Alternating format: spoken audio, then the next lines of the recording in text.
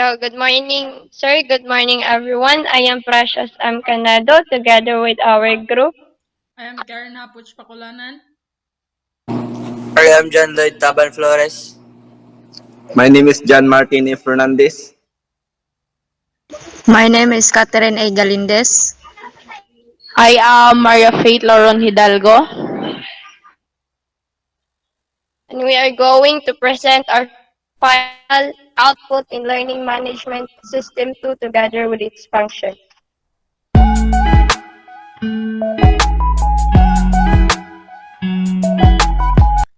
Good morning, everyone. I am going to discuss our first frame, which is the LMS2. In our first frame, we use buttons for the exit in button 1, button 2 for admin, and button 3 for user. Button 1,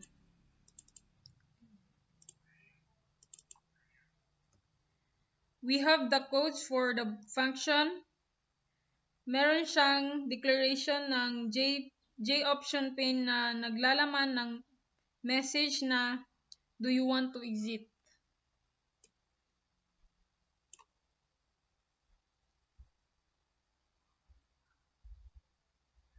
At option na yes or no.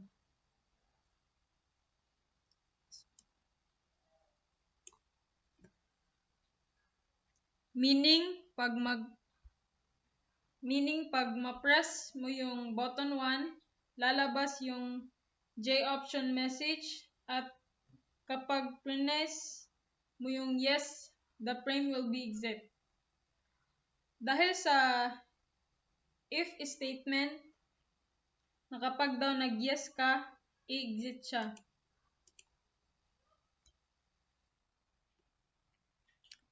In button 2, admin function, magvi-visible ang admin login, at sa button 3, user function, magvi-visible naman ang user login.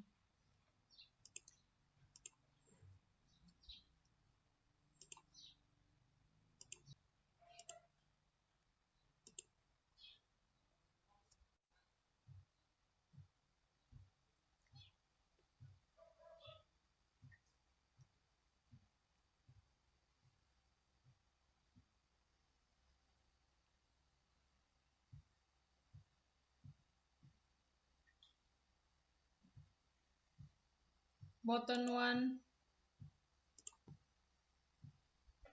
button 2, and button 3.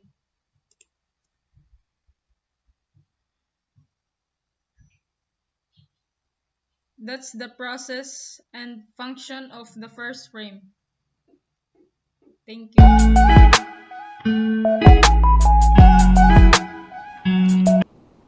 Good day, everyone. So my discussion is all about admin login. In admin login, the username and password is already built in the program. As shown in J button 1 or login button action performed, the J text field 1 for the username has an equal value of admin, and J password 1 equals admin 1. If ever you wanna make sure na tama yung na-input mo na password, you can also click the checkbox to check your password. Because this checkbox will perform to view your input password once you click the box. And if you miss to input your username and password, the J option message will be appeared saying that you've input the wrong username or password. That is why we have checkbox to check your password. After you input your correct username and password, this admin login frame will be visible and you can move to the admin home or admin portal once you hit the login button. And if ever you want to go back to the previous frame, just press the back button or button 2 for the visibility of admin login. And I guess that's all. Thank you.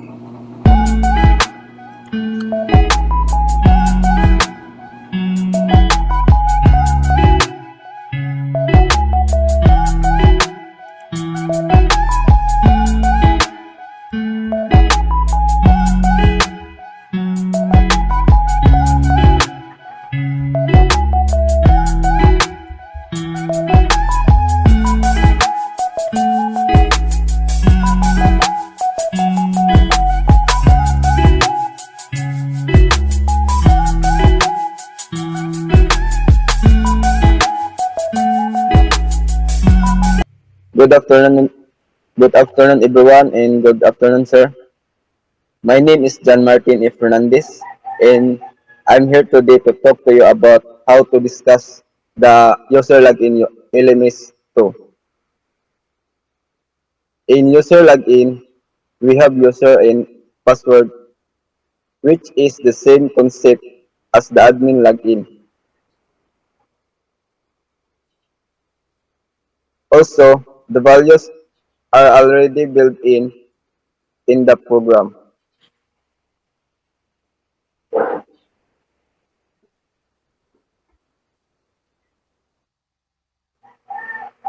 We have button 1 for the login button, and siya yung nag-perform para makamove to the next frame or in the user home yung user. In this button, dito naka-store yung source codes for the user name and password na values. The user in user 1, which is provided na siya. If ever the value is not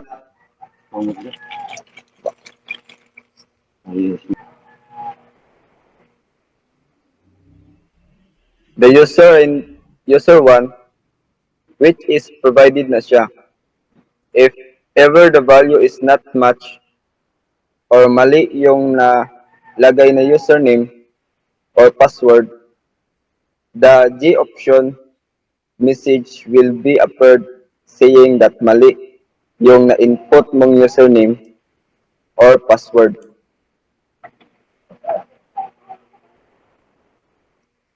If you want to check your password, we also provide checkbox. Just click for it because the program says if the checkbox is selected, ma-view mo yung password or else the password will be hide into asterisk. And if gusto mong bumalik sa first frame, just click the back button or the J button 2 para bumalik sa LMS2 na frame. I hope you learned something from what I discussed about LMS. That's all. Thank you.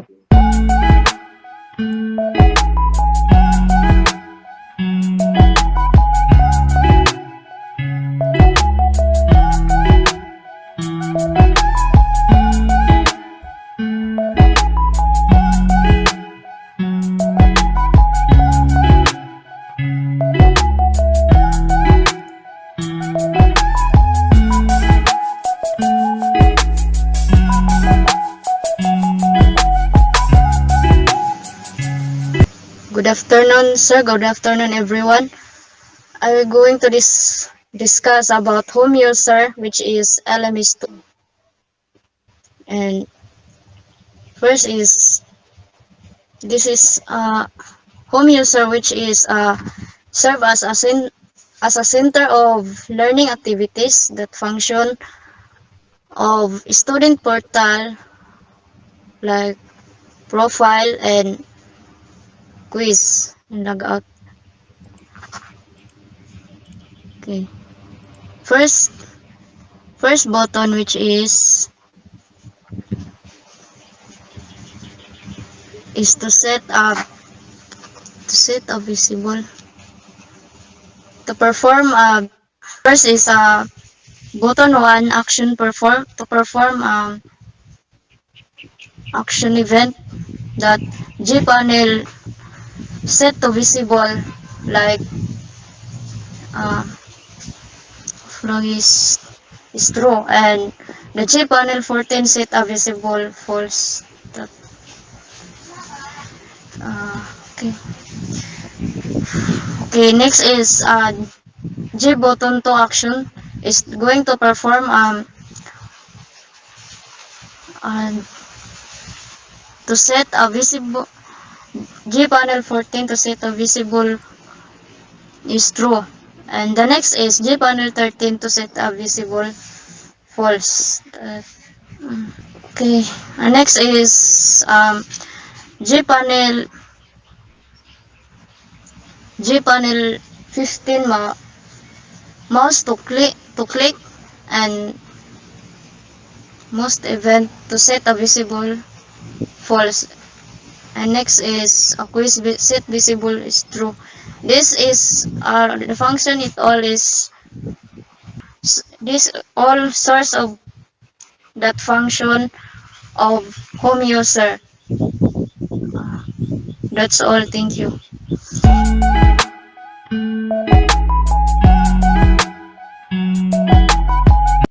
So, good morning. Good morning, everyone and sir. So, my part today is to discuss about our quiz panel. So, as you can see at the screen, we can see our quiz panel. It has the components of name, um, the question, the buttons that we have the answers, and also the time that the quiz is taken. Then we can see also the button having a previous, the next, and the finish. So in our quiz panel, we have a 10 questions. So we are given 10 questions to put in a panel, and then also we have a 4 answers to be choose, and so at the top of the question is that when you when you choose the answer, so it will be appear here at the bottom, at the top of the question, and you can also have your name so that we can get your name and score, so we can have the record of it. And then next, so in the source code, we can see on the screen the 10 questions and the choices of the answer. And then we can also see the exact answer of the question. So we we do it as a built-in code. So naka-built. So that means is it is already built in the code. So if you want to add another question, you need to go first in the source code and put your um and you put your another question and also the answer and the exact answer of the question. So thank you. And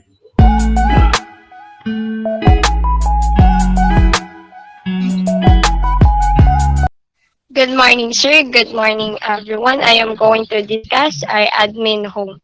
So first, in our admin home, so as we can see in our design, we have a buttons. So first, we have the logout button, the home button, the question button, and the submission button. So in our first button, or this first button is connected in our JPanel 2, which is this JPanel 2, we call it a body of our design. So it holds the panels for the question and home. So, and also we have the panel 2 as our header that holds our login button, and also our admin portal text. So in our home panel, we just put an image of LMS. And in the home button function, it says whenever you press or click the home button, the panel 3 will be visible. So that's it. And in our question button or our button 3,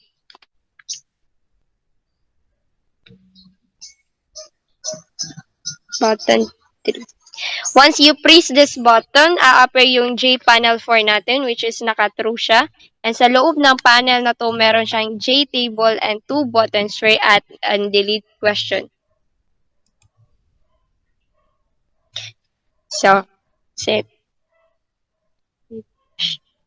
In J-table, we have 7 columns. So, this column stands for the numbers in the column 1. So, in column 2, we have the questions, the column 3 for option 1, the column 4 for option 2, the column 3 for option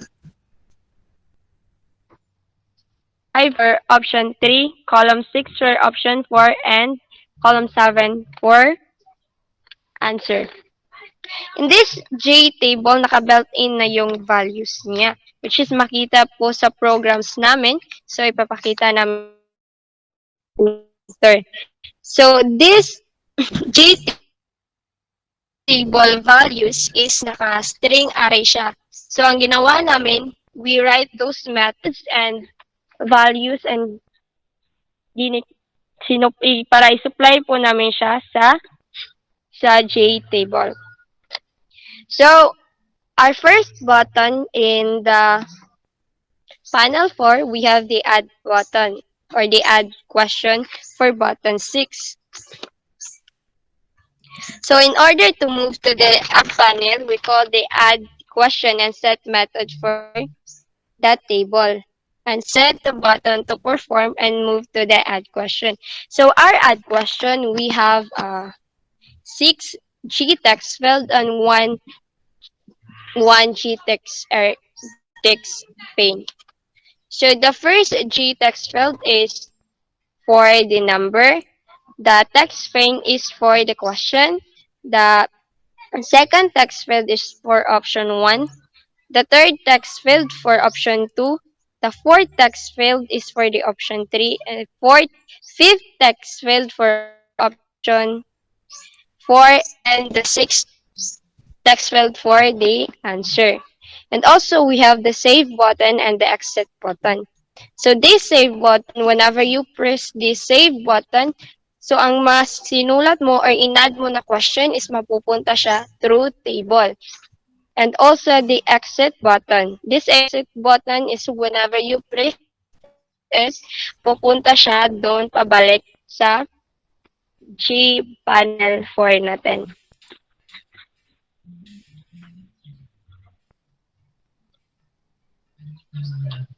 And for our delete question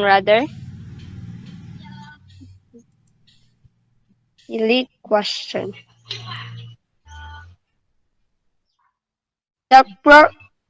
This program says if you try to select a row, the row will be deleted. But if you want to delete but you didn't select a row, this delete button will never be function or hindi siya magpo-perform because meron siyang message na makalagay na kailangan mo pa mag-select ng row in order na mag-delete ka ng selected row mo. So, after the question button, so we have the submission button. So, this submission button will be moving to submission frame. So, because the program set the visibility of the admin home. In our submission, it consists of G text fields for name and score of the takers. and a JTable for the storage. In this area, the admin will be the one who will add the user's name and its score once they are done taking. So the admin button or the button one will be asking submission button or the button one will be asking for the values of names and scores in order to record the user. And once meron na siyang value, the record will be stored in JTable, At kapag tapos na mag-record, just press the exit button or button to para bumalik sa admin home.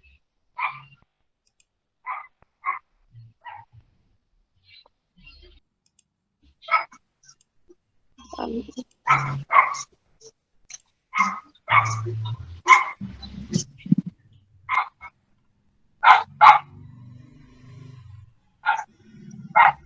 so, so as I said lately, so this is our codes for our admin home. So we have this string array for question. This question will be stored in our JTable and also the action perform of our buttons.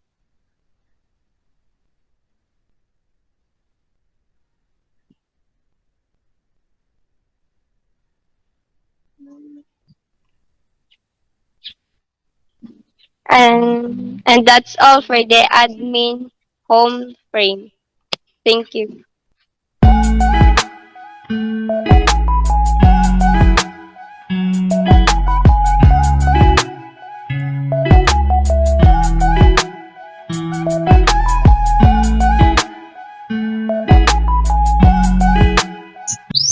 And this is the whole process and functions of our learning management system too.